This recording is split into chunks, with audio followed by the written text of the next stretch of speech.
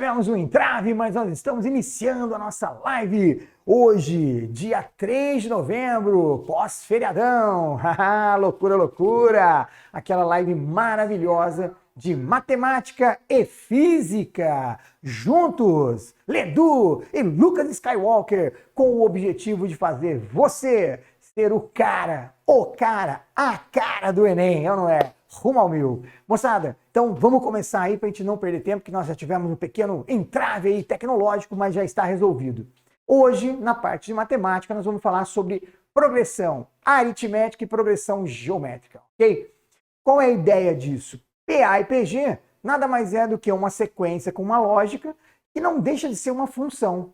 PA, uma função do primeiro grau, e PG, uma função exponencial, ok? Então vamos relembrar alguns conceitos do que é a tal da PA, progressão aritmética. Ledu, para que a gente tenha aí uma sequência, nós temos termos, né? Primeiro termo, segundo termo, terceiro termo e assim por diante. Quando eu quero encontrar um termo qualquer numa PA, o que eu preciso? Eu preciso de algumas informações. Ou eu conheço o primeiro termo, ou eu conheço qual a posição que eu quero, ou eu conheço a razão, com base, ou então o termo que eu quero encontrar, que é o tal do AN, o termo geral. Então, para a gente calcular aí um termo qualquer numa PA, nós vamos pegar sempre o AN, que é o termo que eu quero, A1 mais N menos 1 vezes R. Percebe que esse R aqui vai ser o nosso Azinho, o coeficiente, né, eu chamo coeficiente angular da reta. Isso aqui é a nossa variável, isso aqui é o nosso Bzinho, o coeficiente linear. Legal? Tá. Então, para que eu possa descobrir essa lógica, né, ou seja, essa razão de soma constante, o que a gente faz? Pega um termo qualquer e subtrai o seu anterior. Toda vez que a gente faz isso, nós achamos a tal da razão, ok? Algumas propriedades para a gente relembrar. Toda vez que eu tenho uma quantidade de termos ímpares, por exemplo, 3 termos ímpares, né, 3 termos, quantidade ímpar, e consecutivo, nós podemos encontrar o termo do meio fazendo o quê? Uma média aritmética dos dois que estão próximos a ele. Então, se eu pegar o termo A2, se eu pegar o A1, somar com A3 e dividir por 2, eu consigo achar esse cara do meio. Isso vale também quando eu ando 2 para um lado e 2 para o outro. Então, se eu pegar o A5, né, quero achar o A3. Se eu pegar o A5 e pegar o A1, como eles estão equidistantes, vale a média também para encontrar esse cara do meio. Ok? Tá.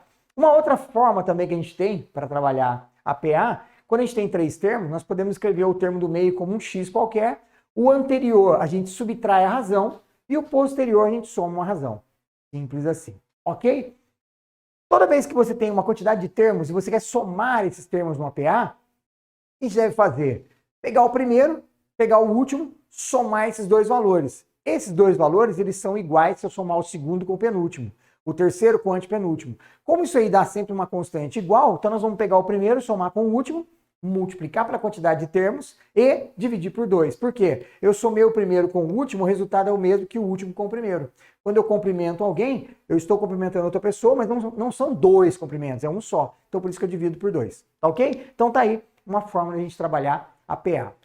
Vamos pegar agora o exercício 3 da nossa listinha, que você tem aí, tá aí no link logo de baixo aí. Dá uma olhadinha no exercício 3, o que vai acontecer para a gente ver a aplicação direta dessa forma. Eu vou sair da frente aqui para você dar um print na tela, beleza? E aí você tem aí um resuminho rapidinho sobre PA, beleza? Deu aquele print maravilhoso? Vem comigo. Vamos pegar o exercício 3 e vamos tentar entender como que a gente pode trabalhar a resolução desses exercícios pensando nesses conceitos que a gente acabou de ver agora. Então vamos lá. Questão de Enem, tem sempre um textão, né? E ele fala aí, ó. O slogan "Se beber, não dirija", muito utilizado em campanhas publicitárias no Brasil, chama a atenção para grave problema de ingestão de bebida alcoólica por motoristas e suas consequências para o trânsito. A gravidade desse problema pode ser percebida quando o assunto, por exemplo, foi tratado no Código Brasileiro de Trânsito. Em 2013, a quantidade máxima de álcool permitida no sangue do condutor de veículo já era pequena, ficou ainda mais reduzida, e conforme a tabela abaixo, nós temos o número das mudanças que aconteceram. No ano de 2013, nós tínhamos um total aí de 1.050 acidentes, 2014, 900 e 2015, 850. Aí ele diz o seguinte: suponha que a tendência de redução do número de acidentes nessa rodovia para os anos subsequentes seja igual à redução observada e redução absoluta de 2014 para 2015. Com base nessa representação, qual o número de acidentes de 2018? Percebe que aqui tem uma pequena pegadinha. Olha só, o terceiro exercício ele tem uma tabelinha onde ele coloca aí o ano de 2013, na sequência ele coloca 2014 e na sequência põe 2015. Eu tenho um total aqui de 1.050, depois eu tenho 900 e depois eu tenho 850. Percebe que ele quer qual vai ser o número de acidentes? Olha lá, 2016, 2017 e 2018. Ele quer aqui em 2018. Porém, a sacada é que não é o primeiro, né? O nosso primeiro termo não é esse cara. Ele fala assim, ó, considere que de 2014 para 2015, essa diferença, ela se mantenha. Percebe que aqui nós estamos calculando então quem? Ó, esse é o nosso primeiro termo. Esse é o segundo termo, esse é o terceiro termo, o quarto termo e o quinto termo. O que a gente quer achar é o quinto termo dessa PA. Por que PA? Porque ele quer que essa razão seja constante. Mas veja bem, como é que eu vou encontrar essa razão? Se eu tenho o número de acidente 850 e aqui é 900, daqui para cá o que aconteceu? Houve uma queda de 50. Percebe que a razão aqui foi pegar o segundo termo e subtrair do primeiro. Lembra daquela formulinha? AN menos AN menos 1? Ou seja, 850 menos 900, isso dá menos 50. Lembre-se, quando a razão é negativa, isso representa uma reta decrescente, aquele nosso Azinho, coeficiente angular. Isso só representa para a gente que a nossa PA é decrescente, beleza? Tá. Como eu quero encontrar o quinto termo, é lógico que eu não preciso escrever aqui, ó, a n igual a 1 mais n menos 1 vezes r. Você pode simplesmente preencher essa tabela rapidamente, ó. Não está diminuindo 50, então aqui vai cair para quanto? Para 800. E daí? Diminui 50 e diminui 50. Matei esse exercício em 18 segundos. Ok? Mas como o nosso objetivo aqui também é fazer uma revisão contigo, então o que a gente vai fazer? Vamos mostrar como que eu calcularia utilizando a fórmula. A fórmula diz o seguinte, nós queremos encontrar qual termo? O primeiro termo é 2014. O segundo, o terceiro, o quarto, esse aqui é o quinto termo. Então, o nosso N é 5. Quem é o primeiro? O primeiro termo é 900. Mais N menos 1. O N é 5, então 5 menos 1. Quem é a razão? Cuidado, a minha razão é 50 negativo. Então, coloca entre parênteses, tá? Porque ele vai trocar o sinal aqui. Percebe? O nosso quinto termo vai ser 900. Isso aqui é 4. 4 vezes 50, isso dá 200. Mais com menos dá menos 200, ó. E aí, depois de meia hora de cálculo, eu achei a solução. Tudo bem? Então, tá aí. Uma maneira de resolver uma progressão aritmética. Questão do Enem. Fácil? Difícil? Depende de como você interpreta e, principalmente, de como é que está a parte, né, conceitual para você resolver. Tá ok? Então, isso aqui é uma introdução. A gente já vai falar da PG, só que eu quero chamar aqui aquele cara, o cara da física, da química, da matemática, do português, da inglês, o cara, Lucas Skywalker, meu grande amigo, vem pra cá falar com esse povo sobre elétrica. Eles estão loucos. Vem dar um oi pra galera aqui, cara. Não e aí, galera? Beleza? Boa noite a todos. E aí, como é que estão? Esse é o cara da matemática, hein? E esse é o cara de tudo. Nós estamos aqui hoje para ajudar vocês aí a se prepararem para o Enem com matéria da visão. Tem bastante realmente no Enem. PA, PG, elétrica, galera. Sempre cai elétrica, questões de circuito. Beleza? Contagem regressiva, hein? Tá 25 chegando, dias. Vamos Vamos lá. Opa. O áudio não tá... Então, beleza. Opa. Segura que é nóis. Então, vamos que vamos. Tá, vamos continuar. E aí a pergunta do exercício é simples, olha, ele fala assim, qual o motivo físico da proteção fornecida pelos automóveis conforme citado no texto? A maioria do pessoal que faz essa questão acha o quê? Aí letra A, isolamento elétrico dos pneus. Letra B, feito do para-raios da antena. Letra C, blindagem pela carcaça metálica. Letra D, escoamento da água pela lataria. E letra E, aterramento pelo fio terra da bateria. Galera, 90% da galera coloca isolamento elétrico. Não é essa questão, não é essa a resposta. Ou seja, vamos pegar lá o carro, né? Então vamos supor que você está num carro lá, certo? Questão 1, você está num carro, bonitinho, vidro fechado, certo? Andando lá com sua família. E de repente, né, como eu já encarei aí na vida, cai um raio, um relâmpago, né, uma descarga elétrica lá do carro. O que vai acontecer? Por que você não leva choque? Por quê? Descarga elétrica, ela é formada basicamente por elétrons. Esses elétrons, ao atingirem a carcaça metálica do carro, eles escorrem pelo carro e vão para o solo essas cargas. Então, na verdade, né, você não vai levar choque por quê? Por causa da blindagem eletrostática da carcaça metálica. É o chamado efeito gaiola de Faraday. Então você não leva o choque, não é por causa dos pneus. Tanto é que na hora que no texto ele te fala, olha, não pode ser conversível, porque se for conversível você vai levar o choque. Porque não é o pneu que isolou, não é o pneu que vai te salvar, é a carcaça metálica. Então para você se proteger de um raio, você tem que fazer o quê? Você tem que estar dentro de uma casa, de um lugar fechado ou de um carro. Por quê? Porque as cargas, na hora que atingirem um carro, elas vão escoar pela superfície metálica e vão direto para o solo está dentro. Tá? Então vai ser tipo um efeito terra, né? Um fio terra ali, o solo vai atuar como um fio terra para você. Beleza? Então a resposta correta, aí foi aqui, é a letra C, blindagem pela carcaça metálica, tá? Então, guarda isso, essa questão sempre é recorrente em vestibulares, não só no Enem. Não é o pneu que te protege, é a carcaça metálica. Mas se você levar um choque, né, uma descarga elétrica na moto, você vai morrer, infelizmente, se o raio atingir seu coração. E o carro conversível é a mesma coisa, né? Então sempre tem que ter carcaça para te proteger, né, fazendo aquela blindagem eletrostática. Beleza? Então a questão 1, basicona aí, a letra C. Sem erro, tá? Edu, mais uma ou você vem para cá? Mais uma? Então vamos lá. Segunda questão é uma questão também que confunde aí a galera, né? Uma questão do circuito elétrico. Olha lá. Um estudante tem uma fonte de tensão, um concorrente contínua, que opera em tensão fixa de 12 volts. Como precisa alimentar equipamentos, né, que operam em tensões menores, ele emprega 4 resistores de 100 ohm cada um. Beleza? Para construir um divisor de tensão. Então vamos lembrar a teoria, né? Quando eu tenho lá resistores em série, certo? Questão 2.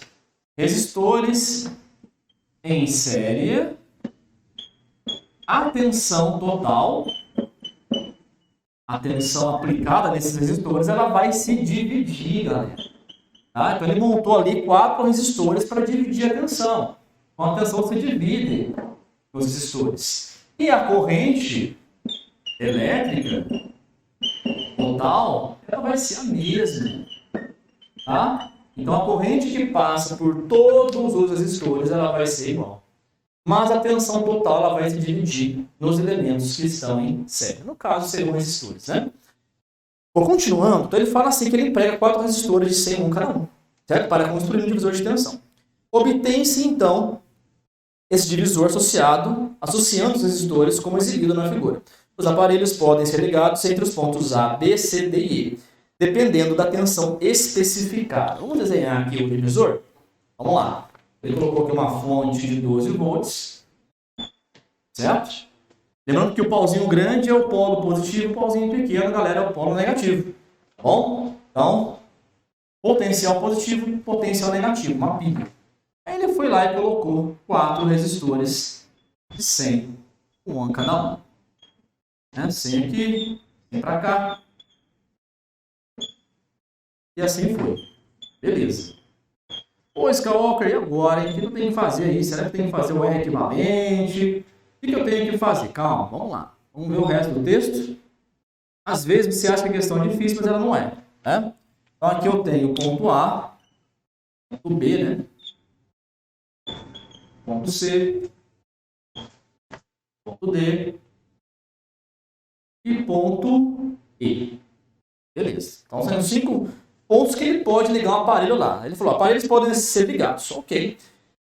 Ele tem um equipamento que opera em 9 volts com resistência interna de 10 kΩ. Ele quer ligar um aparelho, né, de 9 volts, a tensão do aparelho, e uma resistência interna, a gente usa Rzinho, tá? Resistência interna, de 10 kOhm. É igual quilograma. 1 quilograma tem 1000 gramas, 1 kOhm tem 1000 ohm. Tá bom? É a mesma ideia de quilo, tá?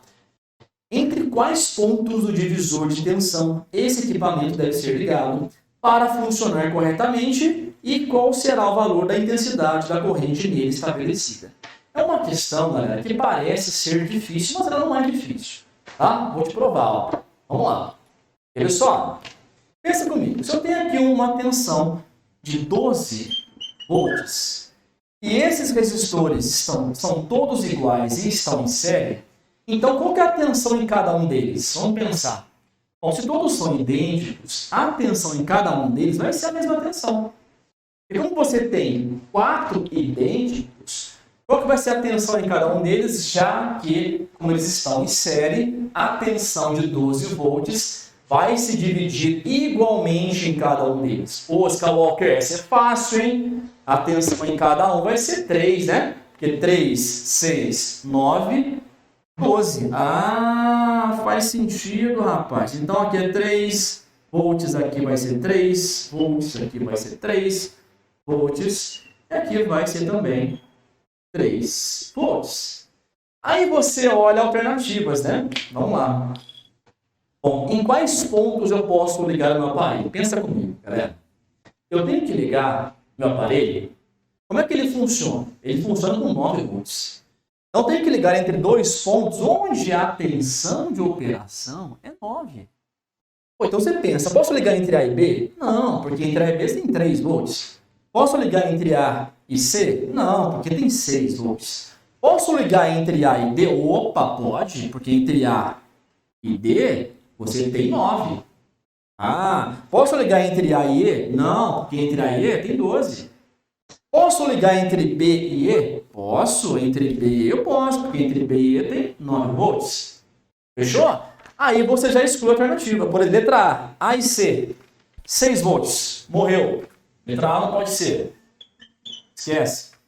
Letra B, entre B e E, pode? Opa, letra B pode ser. Ok, letra C, A e D, pode? A e D pode, ó, 9 volts. Então, letra C também é possível.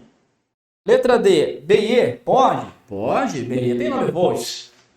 Então, letra D também pode. Letra E, A e E, pode? Não, Skywalker, A e E tem 12, tem que ser 9. Então, letra E, perdeu. Já melhorou para você, ó. Só, segundo Granges Ledoux, né, a probabilidade de acertar era quantos por cento? 20%. Agora já aumentou, porque você excluiu duas alternativas, aumentou a probabilidade de você acertar a questão. Beleza, vamos lá. E agora, qual será que vai ser? Vamos testar, né? Aí ele te pediu o quê? Então, em quais pontos eu posso ligar e a corrente elétrica? Em miliampere. Vamos lá, vamos testar a letra B. Vou ligar aqui o aparelho, ó, entre B e E, ó. Vou colocar ele aqui, ó. Aqui um aparelho, ó.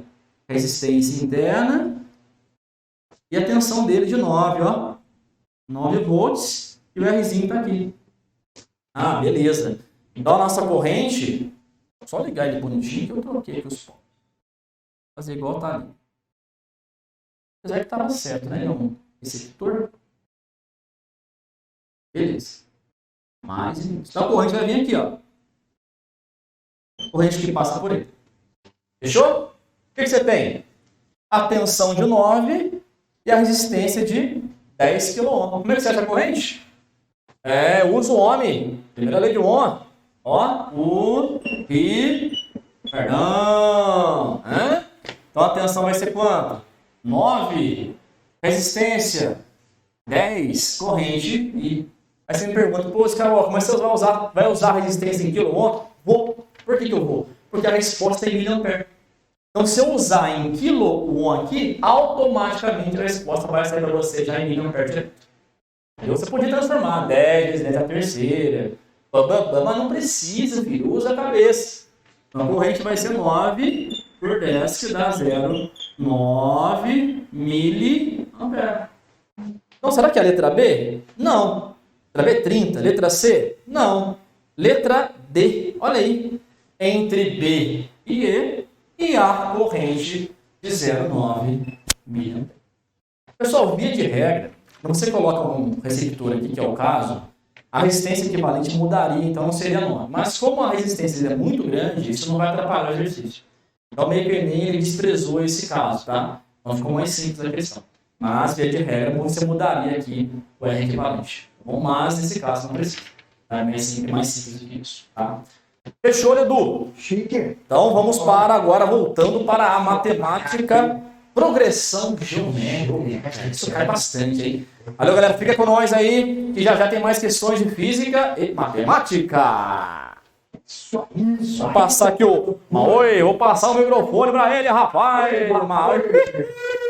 Vou passar o microfone.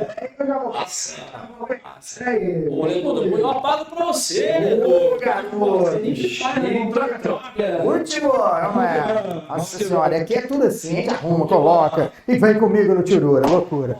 Bom, meu povo, vamos falar um pouquinho agora da progressão geométrica, né? E aí o que acontece? Progressão geométrica, a famosa PG. E aí o que interessa para nós nessa progressão é, eu tenho uma sequência A1, A2, A3 e vai embora até um termo qualquer, um termo geral. Qual que é a lógica aqui? A lógica é que eu tenho uma razão. Só que essa razão agora vai ser uma razão vinculada a uma divisão. Como assim, Edu?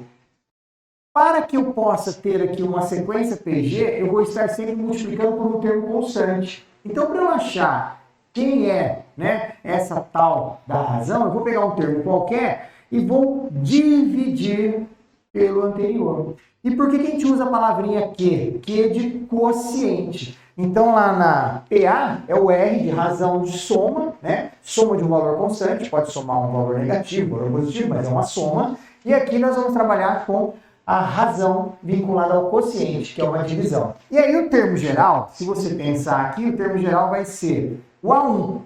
Mas percebe que o A1 vai fazer o quê? Vai estar sempre multiplicando por uma razão. Então, eu já vou multiplicar por quê? Só que essa razão ela é multiplicada uma vez, duas vezes, três vezes, então até onde? Até um n menos 1. Então percebe que o nosso termo geral aqui na PG, né, o que acontece? Eu tenho um A1 que também tem lá na PA. Só que ao invés de somar, eu faço o quê? Eu vou multiplicar. Multiplicar por uma razão. Só que como isso aqui é exponencial, ele foi para o expoente. Entendeu? Isso aqui é o termo geral, ó. Isso aqui é o que a gente chama de termo geral. De quem? Da nossa PG. Eu vou colocar aqui embaixo para fazer um comparativo, o termo geral da PA, só para você enxergar o que eu quero aqui, ó. O termo geral da PA é o AN, que vai ser o A1. Só que ao invés de multiplicar, eu somo. Como é uma reta, então vai ser N menos 1 vezes R. Aqui é Q elevado a N menos 1. Percebeu? Então isso aqui me dá a condição de comparatibilidade. Qual a diferença da PA para PG? PA é uma soma constante, PG é uma multiplicação de um termo constante. Propriedades, né? Toda vez que a gente olha e estuda qualquer coisa, é muito interessante a gente saber as propriedades. E quais são as propriedades? Lembrando que depois a gente tem, se você quiser aprofundar, né? Nós temos uma aula específica sobre isso no nosso canal aí, só de PA e de PG, de sequência, tá? Mas o que interessa para nós aqui são, primeiro, quando a gente tem três termos consecutivos, pensando no mesmo conceito aí da PA, consecutivos, o A1, o A2 e o A3, o que acontece? Ó, o termo do meio agora não vai ser média aritmética, vai ser média geométrica. Ah, Edu, então média geométrica nós vamos pegar o A1, multiplicar pelo A3 e tirar a raiz quadrada. Exatamente. Então, qualquer termo elevado ao quadrado é a multiplicação dos dois que estão um do lado do outro. Lógico, se eu elevar ao quadrado, a operação contrária vai ser o que a gente chama de raiz quadrada, tá? Também posso pensar como um termo qualquer, um x, e aí eu vou para frente multiplicando pela razão, ou eu volto um anterior dividindo pela razão. Isso aqui é muito útil quando a gente trabalha, principalmente o pessoal de polinômios, aí que a gente vai ver depois relações diretas e tal. Isso aqui ajuda a resolver uma beleza dos problemas, tá bom? Então, de maneira geral, isso é uma PG. Aí nós temos aqui na PG duas particularidades. Quando a gente fala em soma, né, dos termos, soma de N termos de uma PG, nós temos duas condições. A soma no finito, ou seja, a soma Sn vai ser A1 que multiplica Q elevado a N menos 1 sobre Q menos 1. Eu uso essa fórmula quando a minha razão é maior que 1. Então, toda vez que a minha razão é maior que 1, essa formulinha aqui, ó, ela encaixa bem, beleza? Se a minha razão ela for entre menos 1 e 1, quando acontece a razão ser assim, eu posso escrever essa mesma fórmula desse jeito, ó. Sn é igual a 1 que multiplica 1 menos Q elevado a N sobre 1 menos Q. Ledu, qual a diferença das duas fórmulas? Diferença nenhuma. A forma da escrita vai me auxiliar, se eu guardar essa formulinha aqui, eu vou para, quando for fazer agora a soma no infinito, vai ficar mais fácil de entender. Mas aqui é o seguinte, se a minha razão é um número maior que 1, isso aqui é um número positivo, aqui dá positivo, belezinha. Se eu uso essa fórmula com a razão maior que 1, aqui dá negativo, mas aqui dá negativo também, então cancela, entendeu? Mas qual a vantagem de eu guardar essa fórmula? Perceba o seguinte, quando a minha razão for entre menos 1 e 1, ou seja, for uma fração, uma parte do todo, não for o inteiro, vai dar a ideia da gente estar caminhando para um limite, indo para o infinito. Então, como assim, Ledu? Antes de eu mostrar a fórmula, vamos pensar assim, ó. Imagine que eu tenha o número 1. Aí eu divido por 2, então fica meio. Aí eu divido por 2, isso aqui dá 1/4. Aí eu divido por 2, isso aqui dá 1/8. E aí eu venho e falo, bom, vamos somar esses termos aqui. Mas vamos somar indefinidamente. Ou seja, vamos embora lá para o infinito. Dá para somar isso? Dá. Percebe que aqui é 1, aqui ficou 0,5, aqui ficou 0,25, aqui ficou 0,125, e isso vai sempre se aproximando da onde? Do tal do zero. Quanto mais eu vou me aproximando ali do zero, eu estou tendendo a chegar a zero, mas não vou ser zero nunca. Essa ideia de limite, que a gente não vai entrar nesse teor agora, ele me dá essa ideia de fazer uma soma no infinito. E aí percebe o seguinte, ó, a minha razão é meio. Se eu substituir meio aqui, meio elevado a n. Observe que quanto maior for o n, eu estou pegando a minha pizza, que era inteira minha, virou metade, virou 1/4, meu pedaço é sempre diminuindo, isso está tendendo a ir para onde? A ir para zero. Então, se isso aqui tender para ir para zero, vai ficar 1 vezes 1 dividido por menos Q. Então, se eu quiser fazer a soma no infinito, né, quando a minha razão ela não é maior que 1, está entre menos 1 e 1, eu posso pegar o primeiro termo e dividir por 1 menos Q. Então, a vantagem, isso aqui é o que a gente chama de soma de uma PG infinita. A vantagem de eu saber essa formulinha aqui é que eu entendo essa. Tá? Não vamos entrar nesse método, eu tenho uma aula explicando aqui com calma. Hoje é só aquela, melzinho na chupeta para você ficar feliz e ir lá se entusiasmar para assistir a nossa aula. Ok? Então, isso é o que eu preciso saber de PA e de PG. Com base nisso, vamos resolver agora os exercícios. Olha só que interessante. Vamos pegar o exercício 2 aí da nossa lista, tá? É uma questão bem simples e que aplica a ideia de PG e que rapidamente você consegue resolvê-la. Você vai demorar mais tempo lendo a questão do que na sua resolução como um todo. Então vamos lá. Observe o seguinte aí. Ele fala, ó, o artista gráfico holandês, dá o nome do cara para nós aí, que a gente não vai ficar perdendo tempo lembro o nome desse cara, ele faz belíssimas obras nas quais as imagens se repetiam com diferentes tamanhos, induzindo ao raciocínio de repetição de infinitas imagens. Inspirado por ele, um artista fez um rascunho de uma obra na qual propunha a ideia de construção de uma sequência de infinitos quadrados, cada vez menores um dos outros, conforme a figura que está aí. Então, você tem um quadrado de lado 1, aí você tem um quadrado agora de lado meio, você tem um outro quadrado de lado 1/4, o que ele está fazendo? Ele está reduzindo o lado do quadrado pela metade, ele está dividindo por 2, ou multiplicando por meio, ok? O quadrado primeirão aí, o TRST, com a medida de lado 1, é o ponto de partida. O segundo quadrado, ele foi feito tomando como metade, ou seja, o ponto médio da base, metade do valor do quadrado anterior, e assim por diante. Essa sequência de construção vai se repetir indefinitivamente. Ou seja, tá. Qual é a medida do lado do centésimo quadrado construído com esse padrão?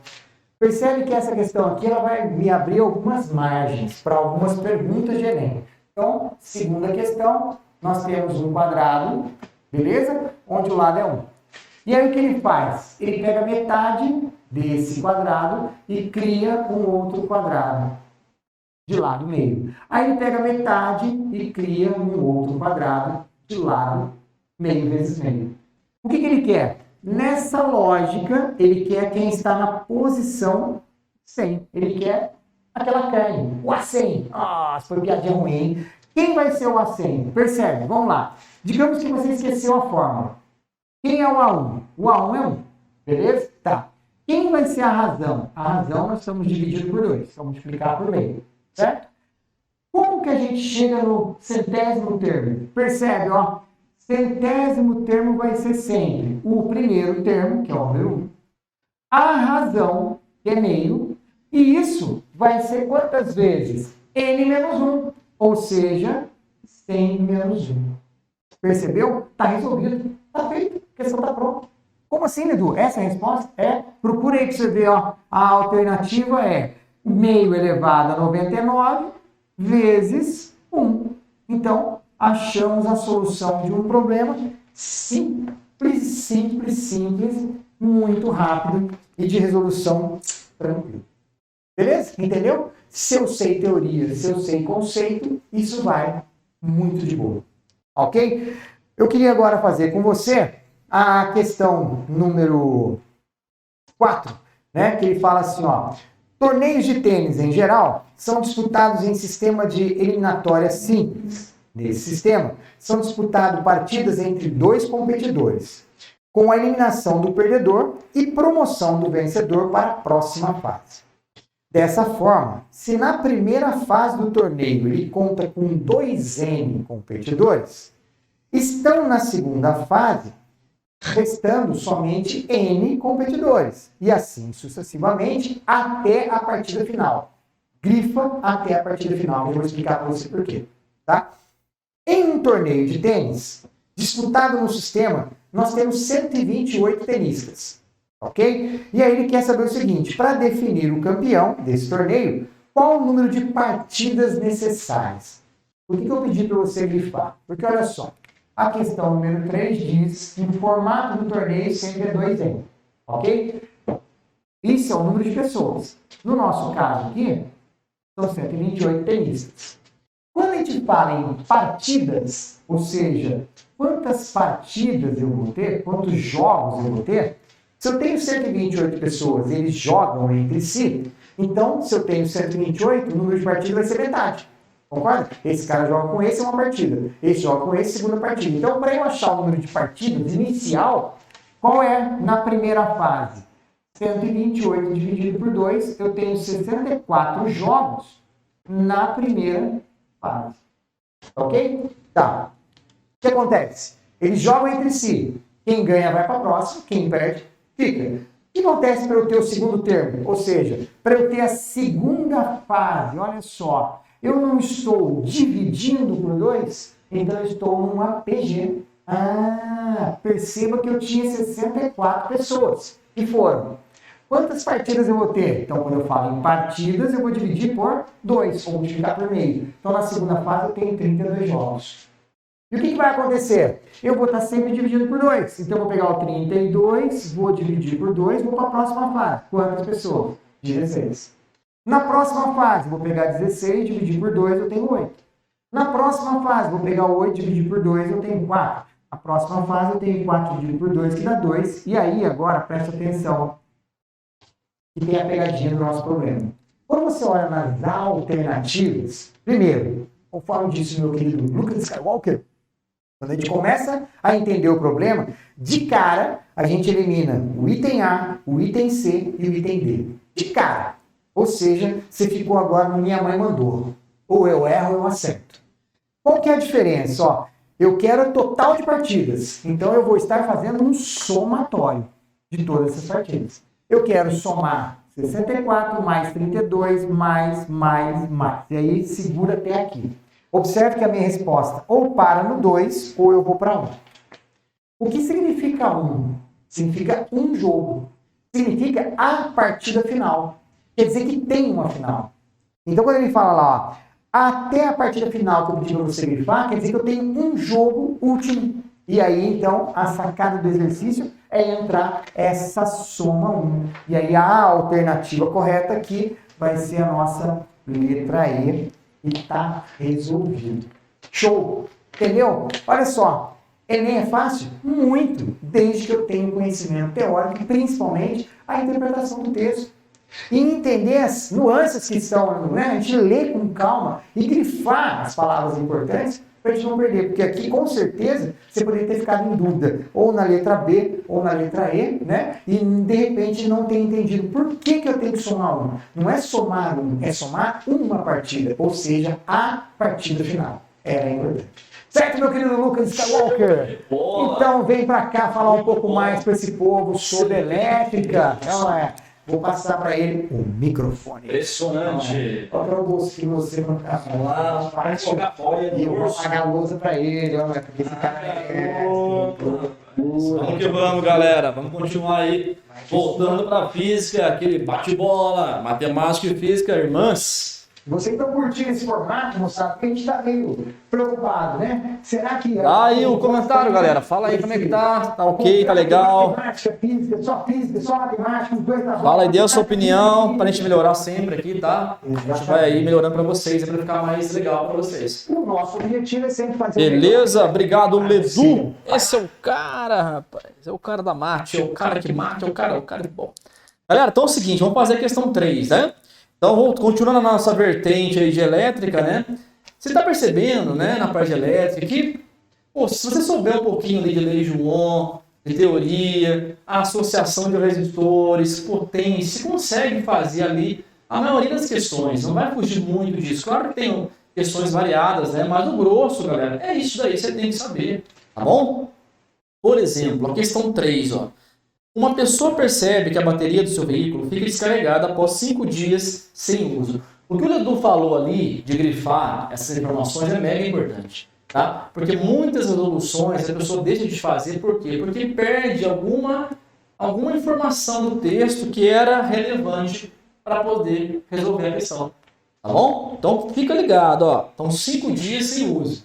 5 dias sem uso. Você vai perceber que essa informação ela vai ser importante para a resolução, embora não pareça, tá? No início desse período, a bateria funcionava normalmente e estava com o total da sua carga, nominal de 60 ampere-hora, com a carga total de 60 ampere vezes hora.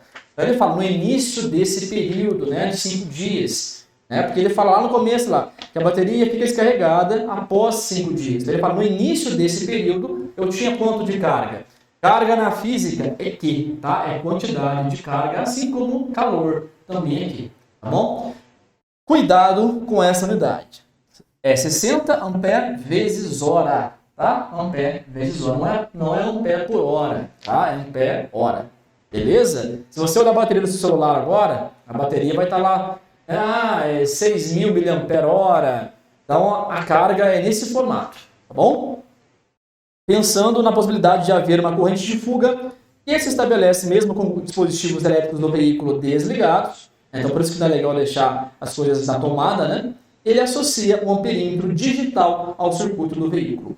Qual dos esquemas indica a maneira com que o amperímetro deve ser ligado e a leitura por ele realizada? Então, galera, é uma questão que envolve teoria e também cálculo, tá? Mas é um cálculo simples, beleza?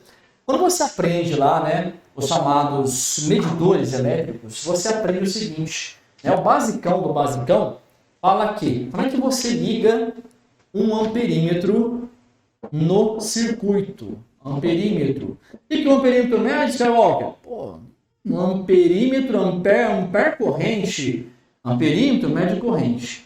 E para você medir a corrente num circuito, no caso do veículo, você tem que ligar esse amperímetro em série com o circuito.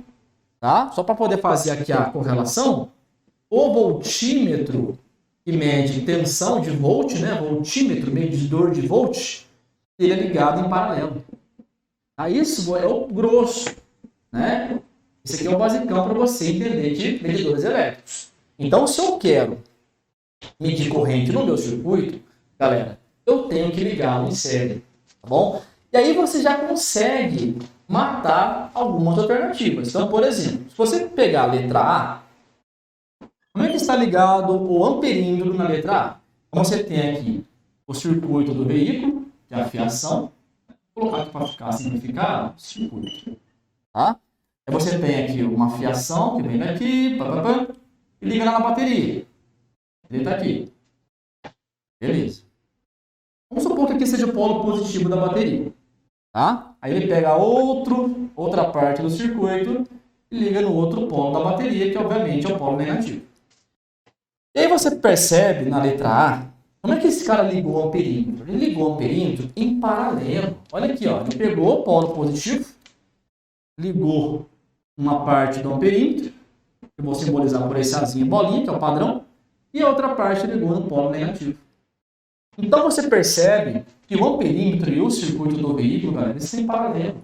Porque ele ligou os dois fios do mesmo polo, potencial igual, ó, positivo, e os dois fios do veículo, da fiação do veículo e do amperímetro no polo negativo. Então ele não está medindo a corrente no circuito do veículo, ele está medindo a corrente na bateria. Aqui, ó. Olha o circuito fechado aqui na bateria. Então não pode ser a letra A. Se você pegar a letra B, aí a ligação que ele fez está correta. A letra B, como é que é a letra B? Ah, senhor, a letra B é o seguinte, ó. Olha como é que está o perímetro. Ligou em série com o circuito, né? Vamos fazer o desenho de novo. Vamos lá, Skywalker. Olha só. Eu tenho aqui o polo positivo, o polo negativo do circuito. Ele veio aqui e ligou um perímetro aqui, ó, em série com o circuito do veículo. Ah, rapaz, agora a coisa está funcionando. Agora eu estou realmente medindo a corrente no circuito do veículo, ligado em série. Então, esse aqui é o polo positivo e negativo, vamos lembrar. Corrente elétrica convencional, vai da onde para onde? Vai do positivo para o negativo. Sentido, nesse caso, sentido horário, do mesmo do relógio. Então tá lá a corrente, ó, assim. Corrente convencional, né? Elétrica, tá? A gente temos a real e temos a convencional. A convencional vai aqui do positivo para o negativo.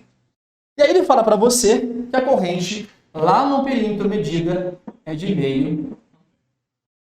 Bom, a ligação está correta. A letra B. Vamos ver agora se o valor da corrente está correto. É aí que está a coisa. Como é que eu vou achar a corrente agora, Skywalker? Puxa vida, eu não tenho tensão, eu não tenho resistência para aplicar a lei de Ohm, e agora? Ah, mas tem outra fórmula que você viu lá na eletrodinâmica, lá no comecinho, ó. Lembra? Como é que eu acho corrente tendo carga? É o famoso estamos kit. Ah, não sabia dessa, né? Então, carga é corrente vezes tempo. Ó. Kit, estamos kit. Ou seja, então a corrente ela vai ser a carga da bateria pelo tempo que ela foi descarregada? Sim. Aí eu falei para vocês que aquela informação lá no começo do exercício você usar lá para poder fazer a conta. Ou seja, ficou 5 dias para descarregar a bateria. Certo? Só que é o seguinte, a sua carga está como? Ampere-hora. Então esse tempo, como aqui está ampere-hora, para que a corrente seja ampere, o seu tempo tem que estar em hora. Por quê? Aí você percebe lá na continha de divisão, a hora corta com hora, vai sobrar um ampere. Então vamos converter aquele tempo em hora. Ah, e aí, como é que eu faço? Para converter dia em hora. Matemática de novo aí, ó. Ferramenta. Ferramenta. Basicão. Lá na TTT você aprendeu a fazer. Vamos lá. Então, tempo, 5 dias. Ela demorou para descarregar. Um dia tem quantas horas? Opa, 24. Oh, beleza. 5 vezes 24, Ledu, deixa eu ver essa, hein? Essa é boa. Boa, hein?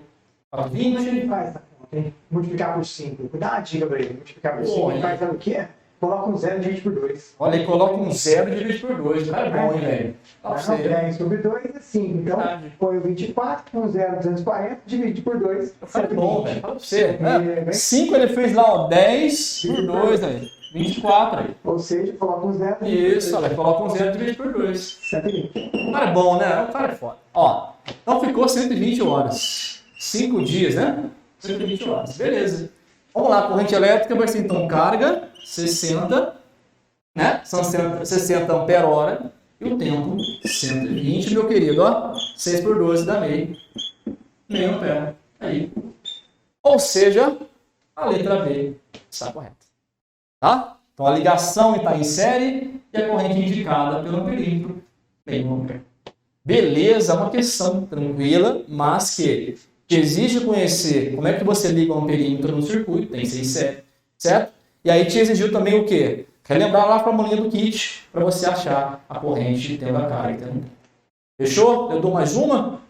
Mais uma, depois eu dou fecha aí para vocês aí com a PG. Voltando ao Thor aí. Porra.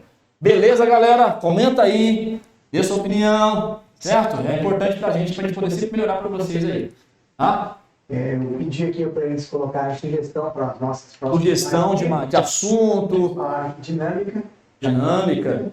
A Ana Júlia que falou essa, né? Ana Júlia, ela tem calcanhar de Aquiles em dinâmica, Ana Júlia. Ela fala, senhor, dinâmica, ele não é comigo. Dinâmica, tem que ser Ana Júlia. Ela vai melhor, né? Com certeza. Deve ser, Ana Júlia é toda chorosa, né? Só chora. Toda chorosa. Vamos fazer a 4 então, ó. Maravilha. Vamos lá. Essa 4, galera, tem uma questão que, se você for por um caminho, você vai se embananar todo. Tem um caminho mais fácil de fazer. Parece que Edu e eu estamos aqui para te dar o caminho mais fácil. Os macetes, sempre tem macete, cara. Então não é você pegar lá, estudar, igual louco. Entendeu? Tem macete, tem jeito de fazer. A gente tem conhecimento, né? A gente tem os esquemas, entendeu? Então a gente olha ali, pô, vamos, Edu, fazer esse caminho mais fácil para ele, esse macetinho, que é o diferencial nosso aqui. Por isso que a live é legal você participar, porque daí você vê esses macetes na hora da prova, você, puto, Edu, você vai falar isso daqui na live, puto, lembrei, cara, legal, tá? Então fica ligado nas nossas lives aí, a gente vai ajudar você e você vai ajudar a gente. Olha só, fusível é um dispositivo de proteção contra a sobrecorrente em circuitos, tá? Quando a corrente que passa por esse componente elétrico é maior que sua máxima corrente nominal, o fusível queima. Dessa forma, evita que a corrente elevada danifique os aparelhos do circuito. Suponha que o circuito elétrico mostrado seja alimentado por uma fonte de tensão 1, no caso, e que o fusível suporte uma corrente nominal de 500 mA. Então, galera, o fusível nesse circuito, ele suporta no máximo uma corrente de 500 mA. O que significa isso, Carol? Significa o seguinte. Quando você liga na sua casa vários aparelhos, a corrente ela aumenta. Nessa casa tem um dispositivo elétrico de proteção chamado disjuntor, certo? Então quando você vai ligando vários aparelhos juntos, o que acontece? A corrente ela vai aumentando. E se, por exemplo, ultrapassar o limite dele, ele vai desligar para proteger os aparelhos da sua casa para não queimar. Por isso que quando você liga o chuveiro, assim, uma casa tem 2 chuveiros, você liga os 3 chuveiros juntos, a casa, o disjuntor desarma. Porque a corrente ela excedeu o máximo que ele aguenta. Em geral é 30 amperes, né? Uma casa aí comum. Tá? Então se você ligar um monte de coisa e passar 30 amperes, por exemplo, ele vai desligar. Tá? Então para a proteção do circuito da sua casa. Tá? Aqui nós temos um fusível, que é a mesma ideia do disjuntor, só que o fusível ele não desarma, ele queima. Geralmente estava fusível nas casas, queimar para trocar. Hoje não, hoje usa disjuntor, que é muito mais prático e você não precisa trocar, né? É só você religar. Tá tudo ok, mas é mais prático e mais barato, tá bom? Muito bem, então vamos lá ver o circuito, como é que tá o circuito aí. Um circuito que parece um pouco complicado, né? Mas você vai ver que não é tão complicado assim, tá? Vou fazer ele aqui para vocês. Pera aí. Então vamos lá, a gente tem aqui, parece ter uma ponte de Wilson, né? Para quem conhece aí, ponte de Wilson. Mas não é não, tá? Em geral, essas questões de Enem, de vestibular, eles fazem uns caminhos diferentes para te confundir mesmo, tá? Mas no fundo você pode redesenhá-lo de outra maneira para ficar mais fácil de entender. Então tá aqui o nosso fusível, né? Esse carinha aqui. Beleza. Fechou aqui, desceu uns 60 aqui. Já vou colocar os valores para ficar mais fácil a gente entender. Ok, ó, então tem aqui 60 ohm em cima, aqui temos 30, aqui nós temos um outro de 60, um de 40, um de 120, aqui um outro de 60, aqui a gente fecha o circuito com a fonte de tensão da sua casa aí, ou do circuito que ele está esquematizado para a gente. Aqui está nosso circuito. Fechou? Muito bem, ó. A pergunta é: qual é o máximo valor de tensão 1 para que o fusível não queime? Então ele já te falou, cara, olha só, que o fusível, se eu quero a máxima tensão, eu vou poder aplicar aqui para que ele não queime, o máximo, é claro que eu vou ter que usar a corrente máxima no fusível.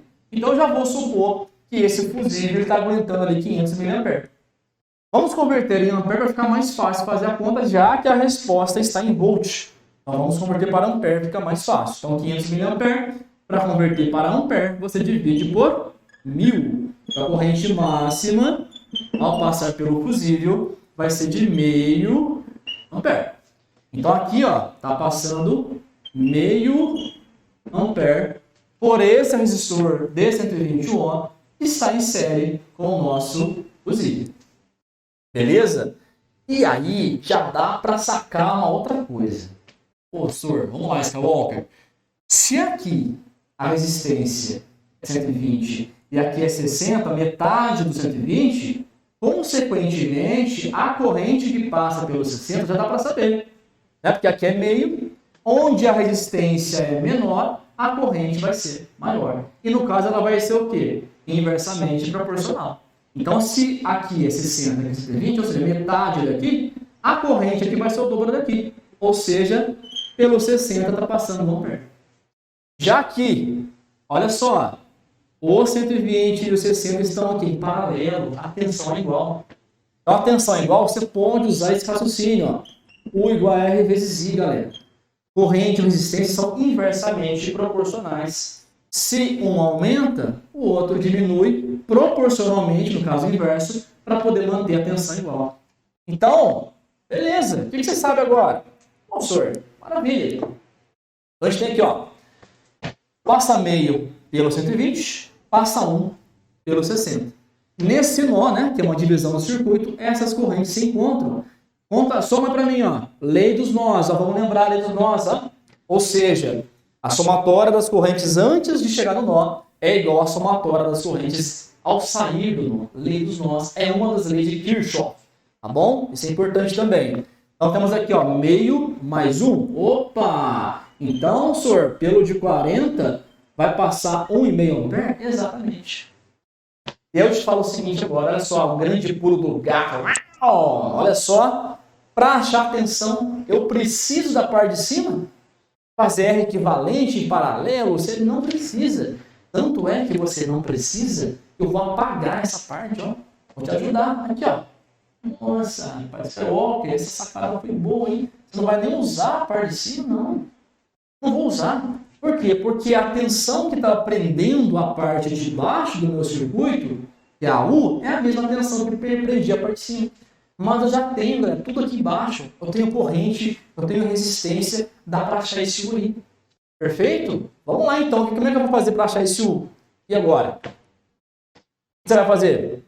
Bom, vamos encontrar aqui o R equivalente aqui, ó, do 60 e do 120, já que eles estão em paralelo. Como é que eu acho a resistência equivalente para dois resistores em paralelo, hein? Vamos lembrar. A famosa regra PS, né? Ou seja, o produto pela soma. Então, vou lá, ó.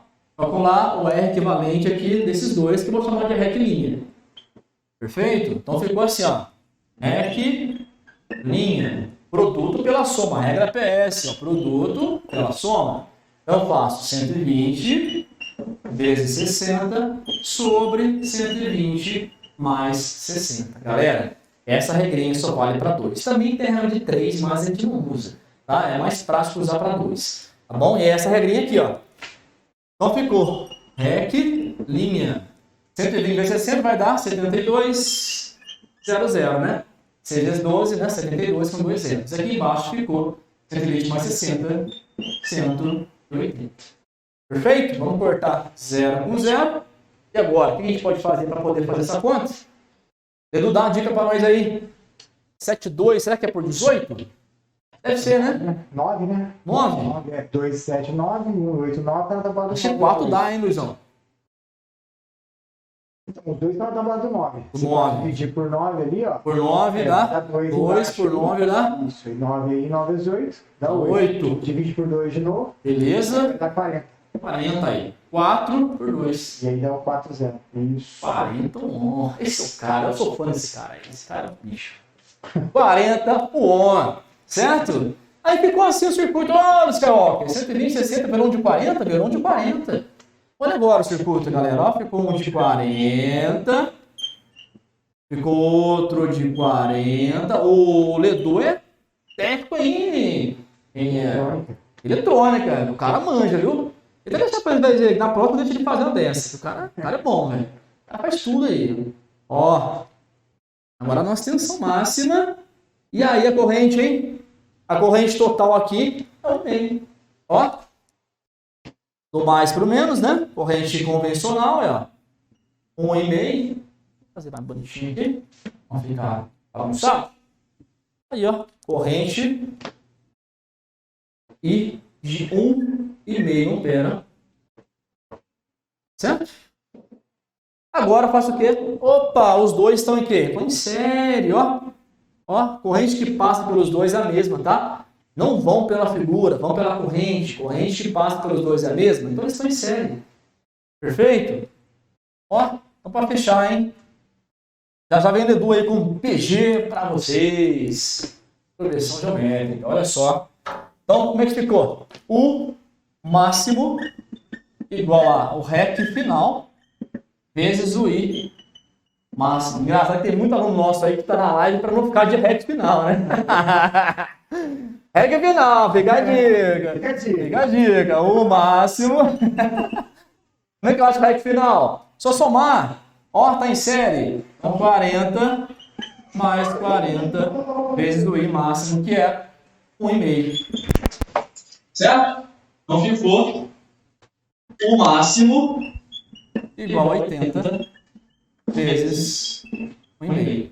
Ou seja, o máximo é a mesma coisa que 80 vezes 1,5, é a mesma coisa que 8 vezes 15. Ó. O máximo vai ficar então 80 vezes 15. 8 assim, 40, sobre 4, 8 vezes 8 com 4, 12, né? Então 120 volts. Está aí, galera. 120 volts. Fechou? Então, era uma questão que me parecia difícil, porque aquela parte de cima para você resolver, galera. Não precisava. Então aqui o que você precisou fazer? Saber que os R's, um é metade do outro, então o corrente é o dobro. Só pode fazer essa análise quando tiver em paralelo os dois. Certo? Achei o total, resolvi esse REC. Esses dois viraram um de 40. Depois esse de 40, um de 40, um de 80. E é só aplicar a lei de Ohm. Fechou. Você achou a tensão. Belezinha? Agora a Ledu vai voltar aqui com a PG para a gente poder fechar essa live, que já está meio tarde, certo? Então vamos que vamos. Deixa eu apagar aqui, né? Isso. Senhores, já vão olhando o exercício número 5. Já apaguei, brother. Último aí para fechar. Tranquilo.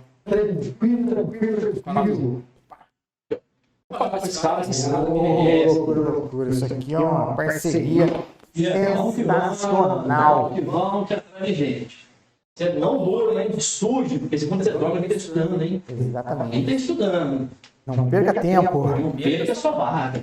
Moçada, para a gente fechar nossa live hoje aqui, né? Sensacional. Obrigado a todos aí. Nossa participação top mesmo. Obrigado também pelas dicas aí. A gente vai já planejar as nossas próximas. Só tem mais 3, né? 3 semaninhas antes do Enem. Então a gente vai planejar para entregar o máximo possível para vocês naquilo que realmente cai, né? E aí eu queria fazer o exercício 5, por quê? Porque é uma sacada interessante. Mistura um pouco de conceito, até porque tem umas pegadinhas que eu quero te dar o Belisua, né? O Ledu aqui para a gente resolver. Quinto exercício fala assim, ó, sobre a orientação de um mestre de obras, João e Pedro trabalharam na reforma de um edifício. João efetuou reparos na parte hidráulica, nos andares 1, 3, 5, 7 e assim por diante, de 2 em 2. Pedro trabalhou na parte elétrica, nos andares 1, 4, 7, 10 e assim sucessivamente. Ele vem e fala assim, ó, andando sempre de 3 em 3 andares. Coincidentemente, terminaram seus trabalhos no último andar. Na conclusão da reforma, o mestre de obras informou no seu relatório o número de andares do edifício.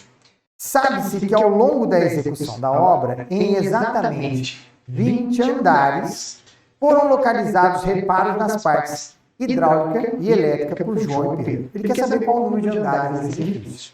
Então perceba o seguinte, ó, a sacada é, o João foi no andar 1, depois ele foi para o andar 3, ele foi para o andar 5, foi para o andar 7, para o 9, para o 11, para o 13 e assim por diante, ok? O nosso querido Pedro, ele foi no primeiro andar, daí depois ele foi para o andar 4, e assim ele foi para o 7, depois ele foi para o 10, depois ele foi para o 13 e assim por diante.